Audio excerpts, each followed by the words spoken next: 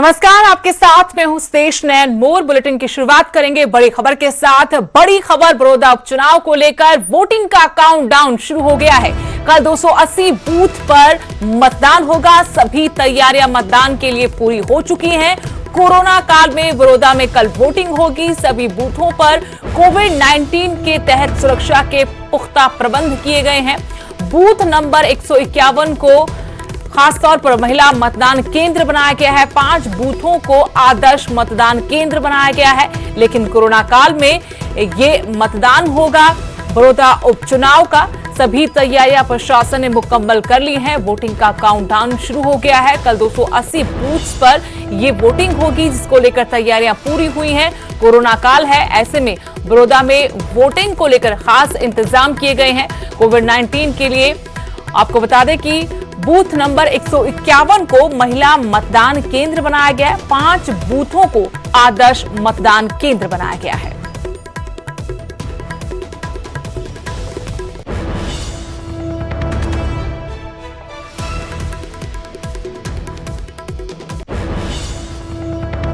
बड़ौदा उपचुनाव से जुड़ी एक और बड़ी खबर, प्रशासन ने अपनी तैयारी पूरी कर ली है। बड़ौदा विधानसभा में 23 नाके लगाए गए हैं। एसपी ने जानकारी दी कि 54 में से 20 गांव में अति संवेदनशील बूथ है। पैरामिलिट्री फोर्स की भी तैनाती कर दी गई है।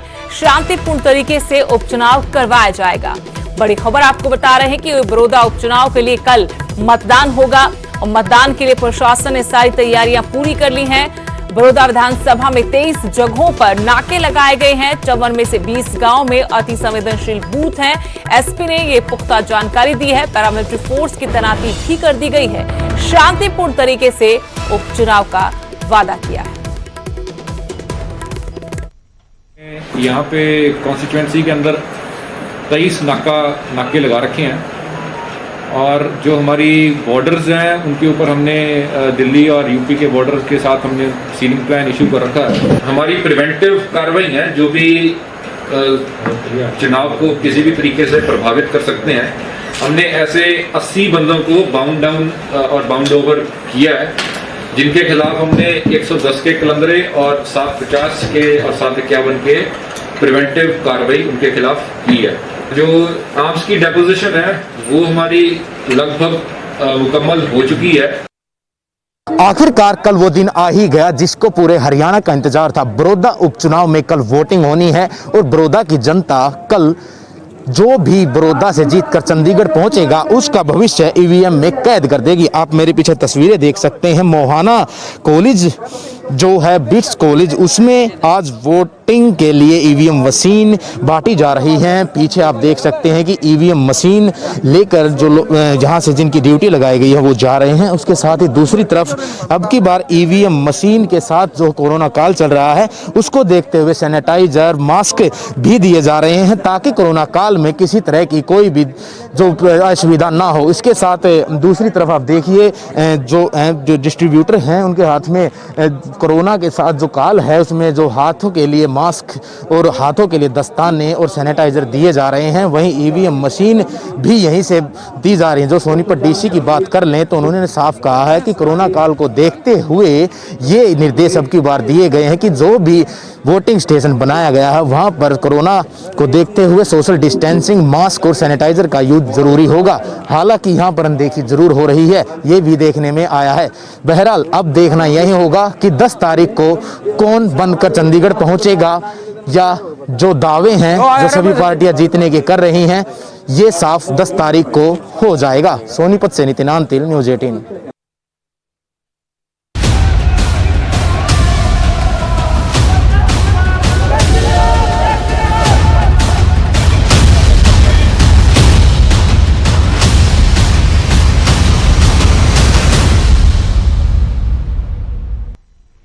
अगली बड़ी खबर का रुख करेंगे। पंजाब कांग्रेस के 7 सांसदों की दिल्ली में बैठक हुई है। पंजाब में मालगाड़ियों को रोकने के मुद्दे पर इस बैठक में चर्चा हुई।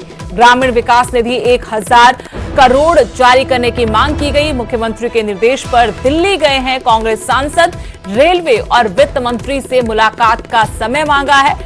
हल्ला बोल किसानों का पंजाब में लगातार जारी है। इस बीच में पंजाब कांग्रेस के 7 सांसदों की दिल्ली में बैठक। पंजाब में मालगाड़ियों को रोकने के मुद्दे पर इस बैठक में चर्चा हुई। ग्रामीण विकास निधि 1000 करोड़ जारी करने की मांग उठाई गई। मुख्यमंत्री के निर्देश पर ही कांग्रेस के ये सांसद दिल्ली पहुंचे और रेलवे और वित्त मंत्री से मुलाकात का वक्त मांगा। ਹਾਲਾਤਾਂ ਦੀ ਮੱਦੇਨਜ਼ਰ ਰੱਖਦੇ ਹੋਏ ਅਸੀਂ ਕੇਂਦਰ ਦੇ ਨਾਲ ਗੱਲਬਾਤ ਕਰਨ ਵਾਸਤੇ ਉਹਨਾਂ ਤੋਂ ਟਾਈਮ ਮੰਗਿਆ ਸੀ। ਪਿਊਸ਼ ਗੋਇਲ ਜੀ ਨੇ ਜਿਹੜੇ ਰੇਲਵੇ ਮਿਨਿਸਟਰ ਸੀ ਉਹਨਾਂ ਟਾਈਮ ਨਹੀਂ ਦਿੱਤਾ, ਫਾਈਨਾਂਸ ਮਿਨਿਸਟਰ ਤੋਂ ਮੰਗਿਆ ਸੀ, ਉਹਨਾਂ ਦਾ ਕੋਈ ਜਵਾਬ ਨਹੀਂ ਆਇਆ। ਅੱਜ ਦੀ ਬੈਠਕ 'ਚ ਫਿਰ ਫੈਸਲਾ ਹੋਇਆ ਸੀ ਪੀਐਮਓ ਤੋਂ ਟਾਈਮ ਮੰਗਿਆ, ਪ੍ਰਾਈਮ ਮਿਨਿਸਟਰ ਤੋਂ, ਤਾਂ ਕਿ ਉਸ ਗੱਲ ਸੁਣ ਸਕਣ। ਅਸੀਂ ਪੰਜਾਬ ਦੀ ਗੱਲ ਰੱਖਣਾ ਚਾਹੁੰਦੇ ਕਿ ਪੰਜਾਬ ਬਹੁਤ ਮਾੜੀ ਹਾਲਾਤ 'ਚ ਵਿਗੜਦਾ ਜਾ ਰਿਹਾ ਹੈ। ਬੜੀ ਮੁਸ਼ਕਿਲ ਦੇ ਨਾਲ ਕੈਪਟਨ ਸਾਹਿਬ ਨੇ ਬਿੱਲ ਪਾਸ ਕਰਕੇ ਉਹਨਾਂ ਦੀ ਭਾਵਨਾ ਨੂੰ ਸਮਝਦੇ ਹੋਏ ਕਿਸਾਨਾਂ ਦੀਆਂ ਨੂੰ ਬਿੱਲ ਪਾਸ ਕੀਤੇ, ਰਾਸ਼ਟਰਪਤੀ ਉੱਤੇ ਸਾਈਨ ਕਰਨ ਨੂੰ ਰਾਜੀ ਨਹੀਂ ਹੈਗੇ। ਔਰ ਉਸ ਤੋਂ ਬਾਅਦ ਕੈਪਟਨ ਸਾਹਿਬ ਨੇ ਬੜੇ ਤਰੀਕੇ ਦੇ ਨਾਲ ਕਿਸਾਨਾਂ ਨਾਲ ਗੱਲਬਾਤ ਕਰਕੇ ਜ਼ਰੂਰੀ ਵਸਤਾਂ ਵਾਸਤੇ ਮਾਲ ਗੱਡੀਆਂ ਸ਼ੁਰੂ ਕਰਵਾਈਆਂ ਸੀ, ਪਰ ਇਹ ਗੱਲ ਨੂੰ ਉਹ ਮੰਨਣ ਨੂੰ ਤਿਆਰ ਹੀ ਨਹੀਂ ਹੈਗੇ। ਉਹਨਾਂ ਨੇ ਕਹਿਤਾ ਜੀ ਮਾਲ ਗੱਡੀਆਂ ਅਸੀਂ ਚਲਾਉਣੀਆਂ ਬੰਦ ਕਰ ਦਿਓ, ਸਿਕਿਉਰਿਟੀ ਦਿਓ, ਜਾਂ ਤਾਂ ਕੋਈ ਨੁਕਸਾਨ ਪਹੁੰਚਿਆ ਹੋਵੇ ਫਿਰ ਤਾਂ ਸਿਕਿਉਰਿਟੀ ਦੀ ਗੱਲ ਕਰਦੇ ਚੰਗੇ ਲੱਗਦੇ। ਉਹ ਜੇ ਹੱਲ ਨਹੀਂ ਹੋਇਆ, ਮਗਰੇ ਆਰਡੀਐਫ ਰੂਰਲ ਡਿਵੈਲਪਮੈਂਟ ਫੰਡ ਇਹਨਾਂ ਨੇ ਬੰਦ ਕਰ ਦਿੱਤਾ, ਜੀਐਸਟੀ ਤੇ ਇਹਨਾਂ ਨੇ ਰੋਕ ਲਗਾ ਦਿੱਤੀ। ਮੁੱਖ ਮੰਤਰੀ ਸਾਹਿਬ ਦਾ ਇਹ ਹੁਕਮ ਸੀ ਵੀ ਤੁਸੀਂ ਪੰਜਾਬ ਦੀ ਗੱਲ, ਕਿਉਂਕਿ ਤੁਹਾਡੇ ਕਲੀਗ ਨੇ, ਤੁਸੀਂ ਪਾਰਲੀਮੈਂਟ 'ਚ ਐਮਪੀ ਹੋ ਸਾਰੇ, ਪਹਿਲਾਂ ਮਿਨਿਸਟਰ ਬਾਅਦ 'ਚੋਂ, ਤੇ ਸ਼ਾਇਦ ਤੁਹਾਨੂੰ ਮਿਲ ਲੈਣਗੇ, ਤੁਹਾਡੇ ਨਾਲ ਗੱਲ ਕਰ ਲੈਣਗੇ, ਤੁਸੀਂ ਪੰਜਾਬ ਦਾ ਦਰਦ ਦੱਸ ਸਕਦੇ ਹੋ ਤੇ ਉਹਨਾਂ ਦੀ ਗੱਲ ਸੁਣ ਸਕਦੇ ਹੋ ਵੀ ਭਾਈ ਪੰਜਾਬ ਤਾਂ ਸਾਡਾ ਸਾਰਾ ਕੁਛ ਆ ਜਿਹੜਾ ਉਹ ਫੌਜ ਉੱਤੇ ਬੈਠੀ ਆ, ਅੱਗੇ ਬਰਫ਼ ਪੈ ਜਾਣੀ ਆ, ਚਾਈਨਾ ਨਾਲ ਲੜਾਈ, ਜਿਹੜਾ ਸਮਾਨ ਪਹੁੰਚਣਾ, ਚਾਹੇ ਉਹ ਅਸਲਾ ਹਥਿਆਰ, ਚਾਹੇ ਉਹਨਾਂ ਦੇ ਖਾਣ ਪੀਣ ਦਾ, ਉਹ ਬੰਦ ਹੋਇਆ ਪਿਆ, ਤੁਸੀਂ ਟ੍ਰੇਨਾਂ ਰੋਕਤੀਆਂ। ਬਾਰਡਰ ਸਟੇਟ ਦੇ ਵਿੱਚ ਪਾਕਿਸਤਾਨ ਸਿਰ ਤੇ ਬੈਠਾ, ਜੇ ਉੱਥੇ ਬਿਜਲੀ ਚਲੀ ਗਈ, ਜੇ ਬਲੈਕਆਊਟ ਹੋ ਗਿਆ ਤੇ ਫਿਰ ਕਿਹਦੀ ਜ਼ਿੰਮੇਵਾਰੀ ਹੈ ਕੱਲ ਨੂੰ ਜੇ ਦੁਸ਼ਮਣ ਕੋਈ ਫਾਇਦਾ ਉਠਾ ਗਿਆ। ਇਸ ਕਰਕੇ ਅਸੀਂ ਤਾਂ ਇਹ ਗੱਲਾਂ ਪੰਜਾਬ ਲਈ ਕਰਨ ਆਏ ਆ, ਪਰ ਪਤਾ ਨਹੀਂ ਕੀ ਹੋ ਗਿਆ, ਕਿਉਂ ਮਤਰੇ ਪੁੱਤ ਵਾਲਾ ਹਾਲ ਇਹ ਕਰ ਰਹੇ। ਅਸੀਂ ਤਾਂ ਜਾਨਾਂ ਦੇਣ ਨੂੰ, ਸ਼ਹਾਦਤਾਂ ਦੇਣ ਨੂੰ, ਦੇਸ਼ ਖਾਤਰ ਹਰ ਵੇਲੇ ਬੈਠੇ ਆ। ਇਹ ਕਿਉਂ ਐ ਹੋ ਗਏ, ਕਿਉਂ ਇੰਨੀ ਨਫ਼ਰਤ ਕਰ ਗਏ ਪੰਜਾਬ ਤੋਂ? ਤੇ ਇਸ ਕਰਕੇ ਇਹਦਾ ਹਾਲਾਤ ਜਿਹੜੇ ਕੋਈ ਬਾਲੇ ਚੰਗੇ ਨਹੀਂ। ਹਜੇ ਤਾਂ ਅਸੀਂ ਪਿਆਰ ਨਾਲ ਗੱਲ ਕਰ ਰਹੇ ਆ, ਆਪਣਾ ਸਮਝ ਕੇ ਗੱਲ ਕਰ ਰਹੇ ਆ। ਜੇ ਕਿਤੇ ਮਨ 'ਚ ਗੁੱਸਾ ਆ ਗਿਆ ਪੰਜਾਬ ਦੇ, ਫਿਰ ਕੀ ਬਣੂ, ਫਿਰ ਹੋਰ ਰੰਗ ਹੋਏਗਾ। ਕਿ ਜਿਹੜਾ ਪੰਜਾਬ ਦੇ ਨਾਲ ਮਤਰੇਈ ਮਾਂ ਵਾਲਾ ਸਲੂਕ ਹੋ ਰਿਹਾ, ਜਿਹੜਾ ਕੇਂਦਰ ਸਰਕਾਰ ਦੇ ਇੱਕ ਟਕਰਾਅ ਦਾ ਮਾਹੌਲ ਪੈਦਾ ਕੀਤਾ ਵਾ ਪੰਜਾਬ ਦੇ ਨਾਲ, ਜਿਹੜਾ ਪੰਜਾਬ ਦੀ ਕਿਸਾਨੀ ਨੂੰ, ਪੰਜਾਬ ਦੇ ਲੋਕਾਂ ਨੂੰ ਮਾਰਨ ਦੀ ਨਵੀਂ ਵਿਉਂਤਾਂ ਜਿਹੜੀਆਂ ਇਹਨਾਂ ਨੇ ਬਣਾਈਆਂ, ਉਸ ਨਾਲ ਕਿੱਦਾਂ ਨਜਿੱਠਿਆ ਜਾਵੇ। ਅੱਜ ਅਸੀਂ ਪ੍ਰਧਾਨ ਮੰਤਰੀ ਹੋਣਾ ਕੋਲੇ, ਰੇਲ ਮਿਨਿਸਟਰ ਹੋਣਾ ਕੋਲੇ ਤੇ ਫਾਈਨਾਂਸ ਮਿਨਿਸਟਰ ਹੋਣਾ ਦੇ ਕੋਲੇ ਅਸੀਂ ਅੱਜ ਟਾਈਮ ਮੰਗਿਆ ਤੇ ਅਸੀਂ ਉਹਨਾਂ ਦੇ ਆਫਿਸ ਦਫ਼ਤਰ ਵੀ ਗੱਲ ਕੀਤੀ ਹੈ ਤੇ ਜਿਹੜਾ ਮੈਨੂੰ ਲੱਗਦਾ ਕਿ ਸਾਨੂੰ ਕੱਲ੍ਹ ਤੱਕ ਇੱਕ ਟਾਈਮ ਜਿਹੜਾ ਵਾ ਇਹ ਮਿਲ ਜਾਏਗਾ। ਇੱਕ ਪਾਸੇ ਨੂੰ ਅਸੀਂ ਦੇਖੋ, ਅਸੀਂ ਪੰਜਾਬੀ ਹਾਂ, ਅਸੀਂ ਕਿਸੇ ਨਾਲ ਮਾੜੀ ਨਹੀਂ ਕਰਦੇ, ਪਰ ਜੇ ਕੋਈ ਸਾਡੇ ਨਾਲ माड़ी करे ਅਸੀਂ चलते थे। पंजाब की सियासत से जुड़ा एक और बड़ा मामला आपको बता दें, स्कॉलरशिप घोटाले पर अकाली दल का हल्ला बोल जारी है। नाभा में साधु सिंह धर्मसोत के आवास का घेराव करने की कोशिश हुई। सुखबीर बादल की अगुवाई में आंदोलन किया गया। स्कॉलरशिप घोटाले की सीबीआई से जांच की मांग की गई। सुखबीर बादल ने धर्मसोत को चेतावनी दी, सरकार आने पर एक एक पैसा वसूल करेंगे। अकाली दल ने कैबिनेट मंत्री का इस्तीफा मांगा है, उनके आवास का घेराव किया गया। और वहीं सुखबीर बादल ने धर्मसोत को चेतावनी दी, कहा सरकार आने पर एक एक पैसा वसूल करेंगे। कोई अधिकार नहीं, मैं बर्दाश्त नहीं कर सकता किवें लुट चल रही है, किवें गरीबों के बच्चों का वजीफा खोया जा रहा है। एज अ मंत्री एक मिनट नहीं रह सकता मंत्री, जे मुख्यमंत्री चाहे, क्योंकि मुख्यमंत्री सारे इकट्ठे हैं। कैप्टन अमरिंदर सिंह को शर्म होनी चाहिए।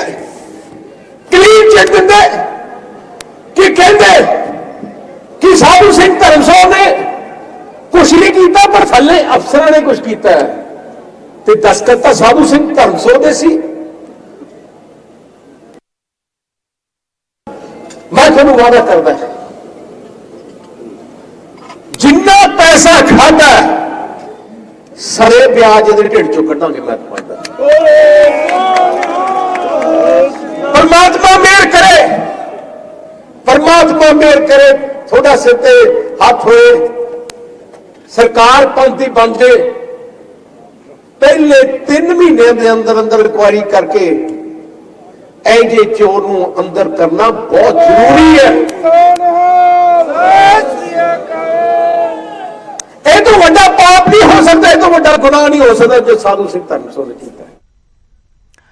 पंजाब की सियासी खबरों के बाद अब रुख करें कुछ और बड़ी खबरों का। निकिता हत्याकांड से जुड़ी बड़ी अपडेट आपको बता दें, परिवार की सुरक्षा को लेकर पुलिस गंभीर नजर आ रही है। निकिता के भाई को आर्म लाइसेंस दिया गया है, पीड़ित परिवार को सुरक्षा मुहैया करवाई गई है और 3 दिन में कोर्ट में चालान भी पेश किया जाएगा। आरोपियों को सख्त सजा मिलेगी, पुलिस की तरफ से ये भी कहा गया। आपको बता दें कि लव जिहाद का ये मामला सामने आया था, जिसको लेकर काफी हंगामा हुआ। निकिता हत्याकांड में अब बड़ी खबर यह है कि परिवार की सुरक्षा को लेकर पुलिस काफी गंभीर नजर आ रही है। निकिता के भाई को आर्म लाइसेंस दिया गया है, पीड़ित परिवार को सुरक्षा मुहैया करवाई जा चुकी है। 3 दिन में कोर्ट में पेश होगा केस का चालान और साथ ही आरोपियों को सख्त सजा दिलाने की बात भी पुलिस ने कही है।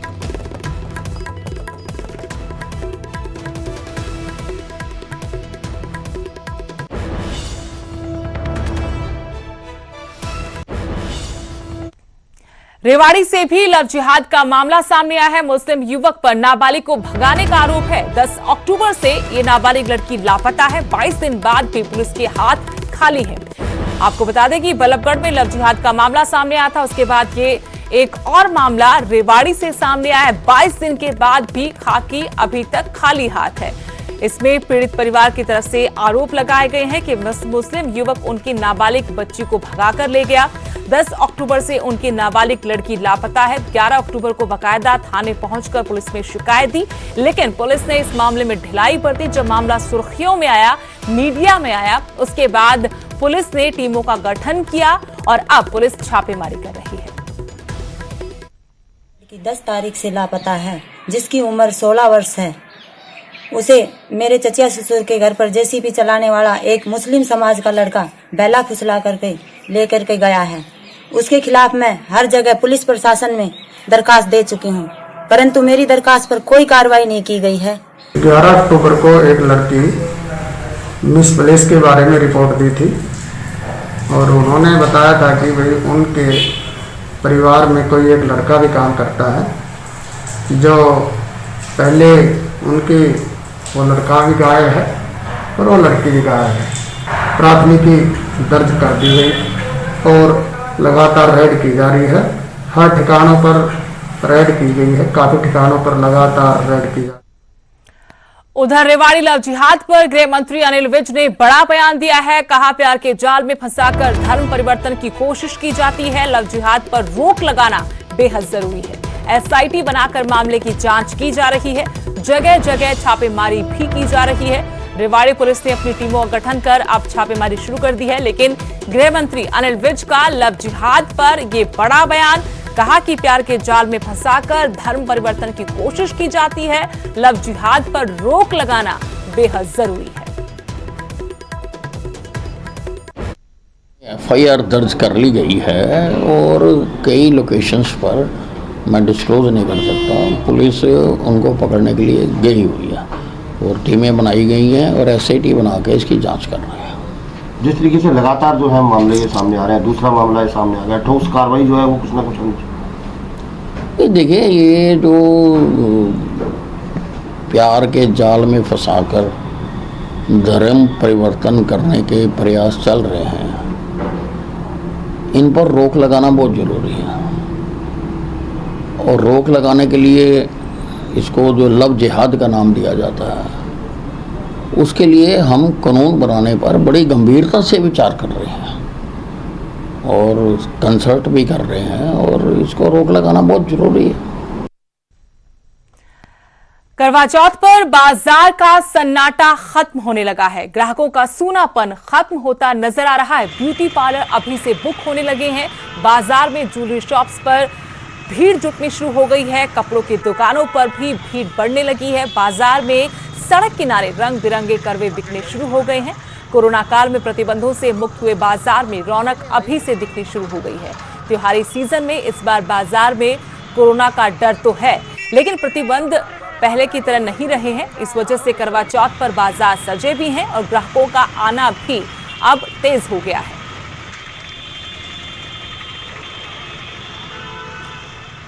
चलिए और जानकारी लेंगे कि किस तरीके से बाजारों में रौनक अब बढ़ने लगी है। चंडीगढ़ से मेरी सहयोगी मनप्रीत खुल्लर, तो वहीं शिमला से रेशमा कश्यप जुड़ गई हैं। सबसे पहले चंडीगढ़ के बाजारों का हाल जानेंगे मेरी सहयोगी मनप्रीत से। मनप्रीत, काफी लंबे अरसे बाद अब बाजारों में पहले जैसी चहल पहल दिख रही है। करवा चौथ का व्रत है, त्योहार है, ऐसे में किस तरीके से चंडीगढ़ के बाजार सजे हुए हैं?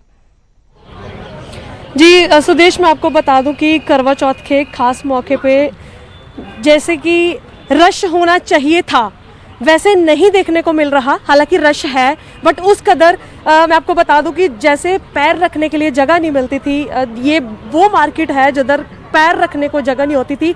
3B2 मोहाली में इस टाइम मैं मौजूद हूँ।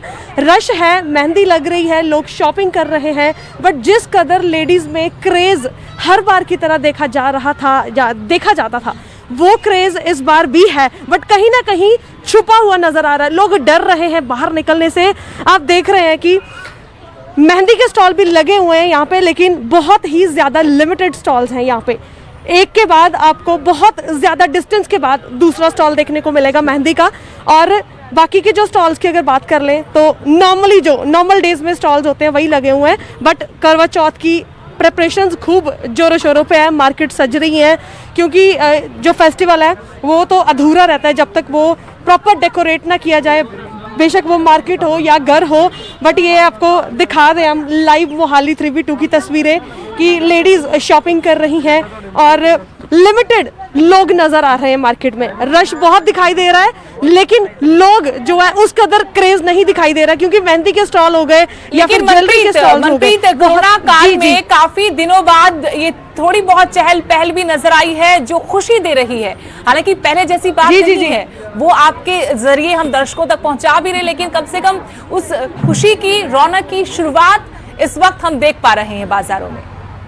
जी सुदेश, बिल्कुल आपने सही बात कही है कि लॉकडाउन के बाद पहली बार जो एक फेस्टिवल आया, लॉकडाउन के बाद लेडीज़ में जो वो वाला अलग सा क्रेज़ मैंने देखने को मिला है। हमने बातचीत भी करी बहुत सारी लेडीज़ के साथ और उन्होंने जो बताया कि कोरोना के बाद और लॉकडाउन के बाद जो है काफ़ी टाइम बाद उनको बाहर निकलने का भी मौका मिला है और अपने आप को सजाकर अपने मियाँ जी के लिए या फिर बाहर घूमने का मौका मिला है। सो इस पॉइंट से अगर बात करें हम तो लेडीज़ खूब एक्साइटेड हैं। और वैसे अगर मार्केट्स की बात करें कि मार्केट के रश जो हर बार होता है, और ये वो मार्केट है, वो स्टॉप है जिधर पैर रखने को कभी जगह नहीं होती थी और उस तरह का रश नहीं देखने को मिला 3B2 में, लेकिन चहल पहल जो है पूरी है। जी, शिमला से जानते हैं कि वहां पर क्या चहल पहल है, वहां पर वैसी रौनक दिख रही जैसी दिखा करती थी या अभी लोग इतना बाहर नहीं निकल रहे हैं? शिमला से मेरी सहयोगी है रेशमा कश्यप, वो जुड़ गई है। रेशमा, शिमला से क्या तस्वीर निकलकर सामने आ पा रही है? क्योंकि महिलाओं का त्योहार है और इस मौके पर दिवाली से पहले त्योहार आता है तो पूरी मार्केट सज जाती है, खरीदारी जमकर की जाती है। कोरोना काल है, कोरोना का डर अभी गया नहीं है, ये वायरस अभी भी है, लेकिन इस बीच में क्या वहां से तस्वीरें ऐसी हैं कि अब थोड़ा सा डर कम हुआ है, एहतियात के साथ ही सही, लेकिन त्योहार लोग मनाने लगे हैं, खुशियां मनाने लगे हैं? जी, मैं आपको बताना चाहूंगी कि जिस तरह से अनलॉक 5 तक शुरू हुआ था उसके बाद शिमला यहाँ पर लोगों का आना काफी ज्यादा संख्या में हो गया, चाहे हम रेपो की बात करें और यूपी में जैसे ही त्योहार शुरू हुए, चाहे नवरात्रि की बात करें, नवरात्रि से लेकर अगला जो करवा चौथ का त्योहार आने वाला है, लोगों के अंदर हम कह सकते हैं कि धीरे धीरे एक जो डर है कोरोना को लेकर वो कहीं ना कहीं खत्म होता नजर आ रहा है। क्योंकि फिलहाल जिस तरह की तस्वीरें हमें यहाँ पर देखने को मिल रही है, मैं आपको दिखाना चाहूंगी कि इस वक्त शिमला का जो प्रसिद्ध लोअर बाजार है जहाँ पर लोग जाके शॉपिंग करते हैं, आप देख सकते हैं कितना ज्यादा जो भीड़ है यहाँ पर नजर आ रही है। और ये जो नजारा है त्योहारों को लेकर यहाँ पर देखने को मिल रहा है, जो लोग हैं वो यहाँ पर आकर शॉपिंग कर रहे हैं क्योंकि जो करवा चौथ का त्योहार है, खासकर महिलाओं की अगर हम आपको बात बताएं तो पूरे साल भर उनको इंतजार रहता है इस त्योहार का। कहीं ना कहीं लग रहा था कि कोविड की वजह से कहीं जो एक असर है इसका वो देखने को मिलेगा और जो बाजार है किस तरह की तस्वीरें यहाँ पर दिखेगी, लेकिन एहतियात के साथ साथ जो हम देख सकते हैं कि भीड़ लगातार यहाँ पर देखी जा रही है और कहीं ना कहीं ऐसे भी नजर आ रहे हैं कि निर्देश जारी किए हैं कोविड को लेकर, मास्क पहनने को लेकर, सोशल डिस्टेंसिंग को लेकर, वो यहाँ पर कहीं भी नजर नहीं आ रहे हैं। बात कर अगर हम शिमला की करें तो लगातार यहाँ पर शिमला में जो मामले हैं लगातार बढ़ भी रहे हैं और इस तरह की तस्वीरें भले ही हम कह सकते हैं कि यहाँ पर त्योहारों को लेकर इस तरह का जो नजारा है वो देखने को मिल रहा है, लेकिन काफी डरावना हम कह सकते हैं कि इस तरह की जो तस्वीरें हैं, ऐसे में काफी ज्यादा जो डर है हम कह सकते हैं कि कोविड को लेकर हो सकता है प्रॉपरली जो चीजें हैं उसका इंस्ट्रक्शन यहाँ पर लोग फॉलो नहीं कर पा रहे। इसके अलावा हम कह सकते हैं कि जो भीड़ लगातार यहाँ पर बढ़ रही है शिमला के बाजारों में, तो जो कारोबारी है उनके लिए काफी अच्छा हम कह सकते हैं कि इस बार का जो ये त्योहार है हो रहा है, क्योंकि पिछले 15 दिनों से जो भीड़ है लगातार ऐसे ही बढ़ रही है और जो काफी मंदा उनका काम चल रहा था उस बीच हम कह सकते हैं कि लगातार जो रफ्तार है वो यहाँ पर पकड़ी है उनके काम ने। और इसके अलावा स्थानीय लोगों के साथ साथ जो हम कह सकते हैं कि जो पर्यटक है वो भी यहाँ पर आ रहे हैं, वो भी खरीदारी कर रहे हैं। और जिस तरह का नजारा हम आपको यहाँ पर देख सकते हैं, करवा चौथ ही नहीं दिवालियों के लिए, दिवाली जिस तरह से आगे आने वाली है उसके लिए भी जो लोग हैं यहाँ पर हम शॉपिंग करते हुए नजर आ रहे हैं। और इसके अलावा हम कह सकते हैं कि जो दुकानदार है वो शॉप्स के अंदर भी जो इंस्ट्रक्शन जारी किए गए हैं जिला प्रशासन की तरफ से, वो पूरी तरह से हम कह सकते हैं कि यहाँ पर उसका भी पालन नहीं हो रहा है। इसके अलावा एक करवा चौथ जैसे अभी कुछ दिनों बाद, अभी 1-2 दिन बाद आने वाला है, और एक जो व्यवस्था यहाँ पर की जाती थी जिला प्रशासन की तरफ से, ऐतिहासिक रिज मैदान पर जितनी भी महिलाएं हैं वो इकट्ठा होकर वहां पर चांद का दीदार करती थी, लेकिन इस बार थोड़ा हम कह सकते हैं कि कुल मिलाकर ये है कि अब करवा चौथ के व्रत के बहाने ही सही बाजारों में रौनक तो दिख रही है। शुक्रिया रेशमा और मनप्रीत आप दोनों का। अब इसके बाद दिवाली का त्योहार है, जो मंदी थी, बाजार में सन्नाटा था, ग्राहक नहीं मिल रहे थे कम से कम कोरोना काल में, अब धीरे धीरे जैसे सरकार ने प्रतिबंध हटाए हैं और त्योहारों का सीजन आया है तो अब रौनक भी दिख रही है, चहल पहल भी, और अब खरीदार भी दुकानदारों को मिल पा रहे हैं। यहां रुकेंगे छोटे से ब्रेक के लिए, फौरन लौटते हैं।